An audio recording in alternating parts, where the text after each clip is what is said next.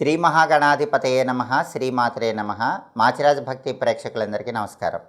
ఈనాటి దినఫలం కార్యక్రమంలో ముందుగా నేటి పంచాంగ వివరాలు పరిశీలిద్దాం.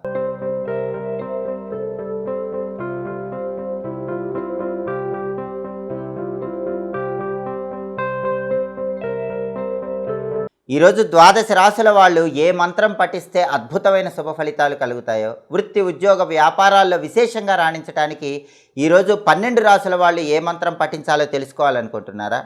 అయితే వీడియో స్కిప్ చేయకుండా చివరి వరకు జాగ్రత్తగా చూడండి. ఆగస్టు 9 శుక్రవారం దినఫలాన్ని పరిశీలిస్తే పంచమి తిథి ఉంది, హస్తా నక్షత్రం ఉంది. శుక్రవారం హస్తా నక్షత్రంతో కలిసి వస్తే అమృత యోగం ఉంటుంది. ఈ అమృత యోగం కార్యసిద్ధిని కలిగింపజేస్తుంది. కాబట్టి 12 రాశుల వాళ్ళు ముఖ్యమైన పని మీద బయటికి వెళ్ళినా, ముఖ్యమైన ప్రయాణాలు చేసినా కార్యసిద్ధి ఏర్పడుతుంది. అనుకున్న పనులు అనుకున్నట్లు పూర్తి చేసుకోవచ్చు.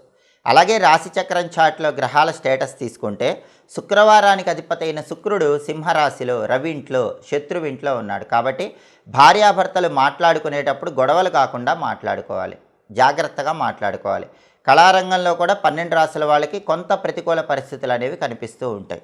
అలాగే హస్తా నక్షత్రానికి అధిపతి అయిన చంద్రుడు కన్యారాశిలో, బుధుడింట్లో, శత్రువింట్లో ఉన్నాడు. కాబట్టి అస్థిరమైన నిర్ణయాలు 12 రాశుల వాళ్ళు తీసుకునే అవకాశం ఉంది. మానసిక ఒత్తిడి, అలజడి అనేవి ఉంటాయి. వాటిని అధిగమించి మనస్సు ప్రశాంతంగా ఉంచుకొని స్థిరమైన నిర్ణయాలు తీసుకోవటం 12 రాశుల వాళ్ళకి అవసరం. అలాగే నక్షత్ర బలాన్ని బట్టి కొన్ని ముఖ్యమైన పనులు చేసుకోవచ్చు. ప్రధానంగా హస్తా నక్షత్రం ఉంది కాబట్టి హస్తా నక్షత్ర బలాన్ని బట్టి అన్నప్రాసన, నామకరణం, సీమంతం, చెవులు గుట్టించడం ఇలాంటి కార్యక్రమాలన్నీ చేసుకోవచ్చు. అక్షరాభ్యాసం చేసుకోవచ్చు. అలాగే హస్తా నక్షత్రం ఉంది కాబట్టి వాహనాలు కొనటానికి, వాహనాలు అమ్మటానికి, కొత్తగా కొన్న వాహనాలు మొదటిసారి ఉపయోగించుకోవటానికి హస్తా నక్షత్రం అనుకూలిస్తుంది. అలాగే వ్యవసాయానికి సంబంధించిన పనులు ప్రారంభించడానికి, అగ్రికల్చర్ రిలేటెడ్ వర్క్స్ ప్రారంభించడానికి హస్తా నక్షత్రం అనుకూలిస్తుంది. విత్తనాలు నాటడానికి కూడా హస్తా నక్షత్రం మంచిది. అలాగే రత్నాలు కొనటానికి, కొత్తగా కొన్న రత్నాలు ధరించడానికి హస్తా నక్షత్రం అనేది అనుకూలిస్తుంది.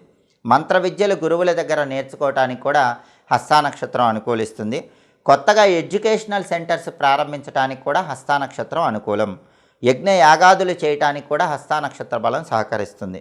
అలాగే భూములకు సంబంధించిన ముఖ్యమైన డాక్యుమెంటేషన్స్ చేయించుకోవటానికి కూడా హస్తా నక్షత్రం అనుకూలిస్తుంది. గవర్నమెంట్ సెక్టార్స్కి వెళ్ళి, గవర్నమెంట్ ఆఫీసులకు వెళ్ళి మీ పనులు చేసుకోవటానికి కూడా హస్తా నక్షత్రం అనుకూలిస్తుంది.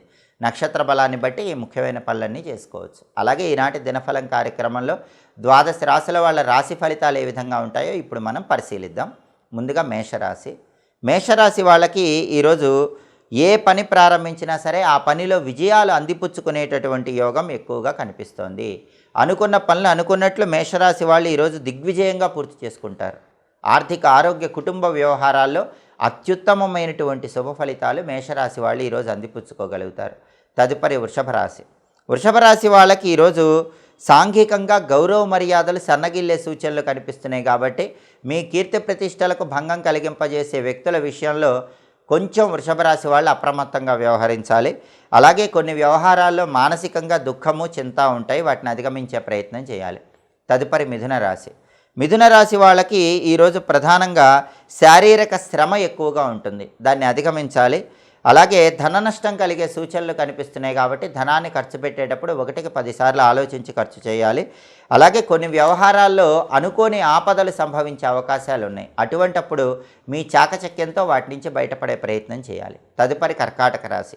కర్కాటక రాశి వాళ్ళకి ఈరోజు చోర భయం కనిపిస్తోంది. విలువైన వస్తువుల భద్రత విషయంలో కొంచెం అప్రమత్తంగా ఉండాలి. అలాగే వాహనాలు పోగొట్టుకునే అవకాశం ఉంది కాబట్టి వాహనాల భద్రత విషయంలో కూడా జాగ్రత్తగా ఉండాలి. అలాగే అన్ని రకాలైన విలువైన వస్తువులు, విలువైన ఆభరణాల భద్రత పట్ల ఈరోజు కర్కాటక రాశి వాళ్ళు ప్రత్యేకమైన శ్రద్ధ వహించడం చాలా అవసరం. తదుపరి సింహరాశి. సింహరాశి వాళ్ళకి ఈరోజు మాతృ సౌఖ్యం ఉంటుంది. తల్లిగారికి సంబంధించిన సమస్యలు తొలగిపోతాయి. తల్లిగారి ఆరోగ్యం బాగుంటుంది. తల్లితరపు ఆస్తిపాస్తుల కోసం చేసే ప్రయత్నాలు కూడా అనుకూలిస్తాయి. అలాగే ప్రతి పనిలో సంతోషం ఉంటుంది. ఏ పని ప్రారంభించినా సింహరాశి వాళ్ళు ఆ పని దిగ్విజయంగా పూర్తి చేయగలుగుతారు. తదుపరి కన్యారాశి. కన్యారాశి వాళ్ళకి ఈరోజు ప్రతి పనిలో మంచి పురోభివృద్ధి ఏర్పడుతుంది. ఆదాయ మార్గాలు పెరుగుతాయి. విశేషమైన ధనలాభం కలుగుతుంది. అనేక మార్గాల్లో ధనం సంపాదించడానికి చేసే ప్రయత్నాలు చక్కగా అనుకూలిస్తాయి. విశేషమైనటువంటి సౌఖ్యములు పొందే యోగం కన్యారాశి వాళ్ళకు ఉంది. తదుపరి తులారాశి. తులారాశి వాళ్ళకి ఈరోజు వివాహాది శుభ కార్యక్రమాలు నిర్వహించడానికి చేసే ప్రయత్నాలు చక్కగా అనుకూలిస్తాయి. అలాగే విశేషమైన ధనలాభం కలిగే సూచనలు ఉన్నాయి. అనేక మార్గాల్లో ధనం సంపాదించడానికి చేసే ప్రయత్నాలు తులారాశి వాళ్ళకి చక్కగా అనుకూలిస్తాయి. తదుపరి వృశ్చిక రాశి. వృశ్చిక రాశి వాళ్ళకి ఈరోజు విద్యారంగంలో మంచి పురోభివృద్ధి ఏర్పడుతుంది. పోటీ పరీక్షల్లో రాణించడానికి చేసే ప్రయత్నాలు చక్కగా అనుకూలిస్తాయి. గొప్ప గొప్ప ర్యాంకులు సాధించడానికి చేసే ప్రయత్నాలన్నీ కూడా ఈరోజు వృశ్చిక రాశి వాళ్ళకి చాలా చక్కగా యోగిస్తాయి. విద్యార్థులకు ఈరోజు తిరుగులేని విధంగా వృశ్చిక రాశి వాళ్ళకి అద్భుత ఫలితాలు కనిపిస్తున్నాయి. తదుపరి ధనుస్సు రాశి. ధనుస్సు రాశి వాళ్ళకి ఈరోజు తండ్రితో ఉన్నటువంటి విభేదాభిప్రాయాలన్నీ కూడా తొలగిపోతాయి.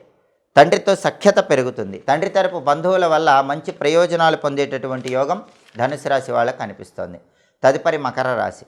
మకర రాశి వాళ్ళకి ఈరోజు ప్రధానంగా కుటుంబ పరంగా అనుకూల ఫలితాలు కనిపిస్తున్నాయి.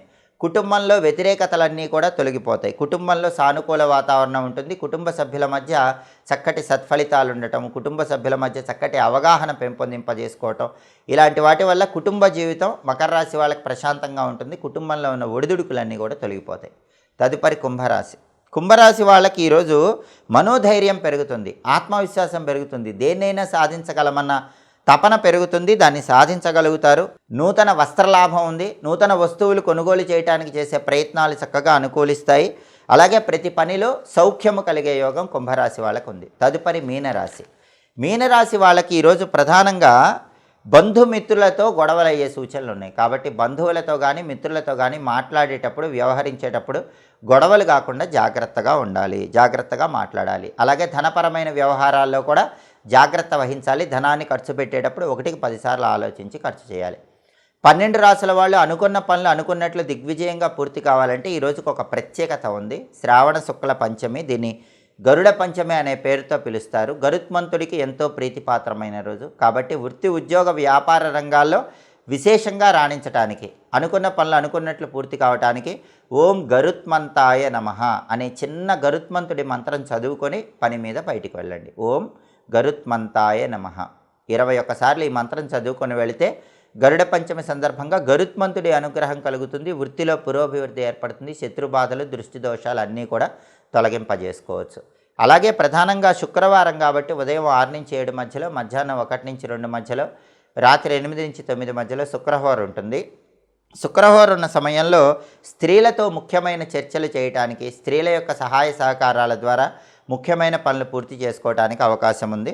నూతన వస్త్రధారణకు శుక్రహోరం మంచిది. నూతన వస్తువులు కొనుగోలు చేయడానికి శుక్రహోరం మంచిది. అలాగే ఔషధాలు స్వీకరించడానికి శుక్రహోరం మంచిది. అలాగే నిశ్చయ తాంబూలాలు స్వీకరించడానికి, ఎంగేజ్మెంట్ చేసుకోవడానికి శుక్రహోర చాలా మంచిది. తీర్థయాత్రలు చేయడానికి, పుణ్యక్షేత్ర సందర్శనానికి శుక్రహోర అనుకూలిస్తుంది.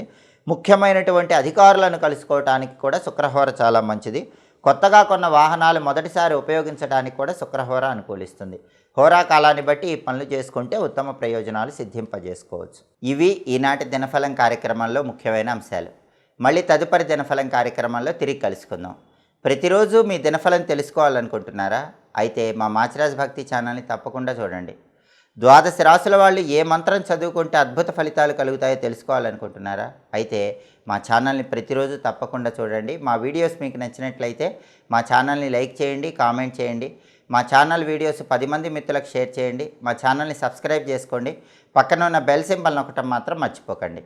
సర్వే జనాః సుఖినో భవంతు. స్వస్తి.